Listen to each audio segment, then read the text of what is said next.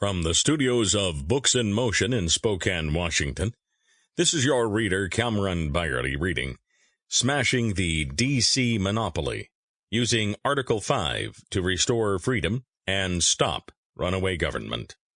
Written by Tom A. Coburn, M.D., former U.S. Senator. We begin with a foreword. Campaigning for the Oklahoma Senate more than 6 years ago, I realized that the majority of my fellow Oklahomans shared my concerns with the direction of our nation. Many believed that without better controls on our federal government, our nation was doomed. I vowed to find a way to regain the limited government that our nation's founders first established. During my first year in office as a state senator, I studied the uses of nullification and interposition to limit federal power, two concepts credited inaccurately regarding nullification to James Madison and Thomas Jefferson. I found these concepts unsuited for the dilemma facing the states. Since late 2013, I have become committed to studying and championing the use of Article 5 in the Constitution, which provides for amendment proposals initiated by both Congress and the states. Our founders provided this right to the states to give the people a more direct means to correct any imbalance of power between the states and the federal government, and to attempt to solve problems that Congress could not, or would not, address. I have been honored to help with an effort begun by Oklahoma Senator Josh Breachin to secure Oklahoma's application for an Article 5 Convention of States to propose a balanced budget amendment. In spring 2014, I came upon the work of Michael Ferris, founder of the Homeschool League Defense Association, and Patrick Henry College, who had begun the Convention of States COS project, along with Mark Meckler, President of Citizens for Self-Governance. The purpose of COS is to limit the federal government by way of an Article 5 Convention of States.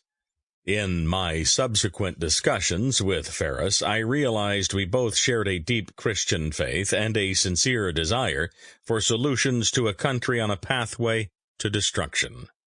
The two of us debated opponents of an Article 5 Amendments Convention, and I believe our efforts helped persuade the Oklahoma legislature to approve this application in spring of 2016.